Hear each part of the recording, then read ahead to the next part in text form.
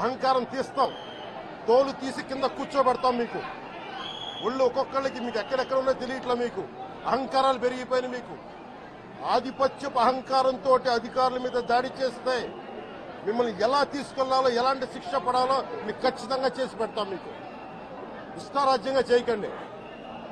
అహంకారంతో నడినెత్తి మీద కళ్ళు నెత్తికెక్కాయి. మీకు ఈ ప్రభుత్వం చాలా త్రికరణ శుద్ధిగా అందరం కూర్చొని మేము కలిసికట్టుగా ఉన్నాం. ఇక్కడ ఇది కూటమి ప్రభుత్వం, ఇది వైసీపీ ప్రభుత్వం కాదు. ఇది ఇష్టారాజ్యంగా మీరు చేస్తారంటే కామ్గా కూర్చునే ప్రభుత్వం కాదు. మీకు ఎలా చేస్తే, ఎలా నియంత్రిస్తే మీకు కిందకు వస్తారో మేము చేస్తాం. మీరు గాల్లో విహరిస్తా ఉన్నారు. 11 సీట్లు వచ్చి ఇంకా గాల్లో విహరిస్తున్నారు.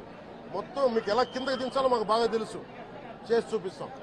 ఇదే కాదు, ఈ సందర్భంగా ఏ నాయకులకైనా సరే అధికారుల మీద దాడి చేసినా, అధికారులు విధులు నిర్వహిస్తుంటే అడ్డుకున్నా చాలా కఠినమైన చర్యలు ఉంటాయి.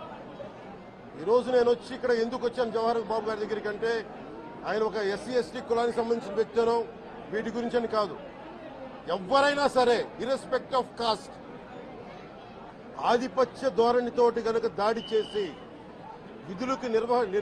విధుల నిర్వహణకు అడ్డం వస్తే ఇది ఉపేక్షించే ప్రభుత్వం కాదు. ఎస్పీ గారికి కూడా చాలా స్పష్టంగా చెప్పాం. వారికి ఎవరైతే తప్పించుకొని తిరిగారు ఇంకో 9 మంది, వారిని కూడా పట్టుకోమని చెప్పాం. వారికి తగిన విధంగా కౌన్సిలింగ్ చేయాలి, అలాగే కఠినమైన శిక్షలు పడాలి.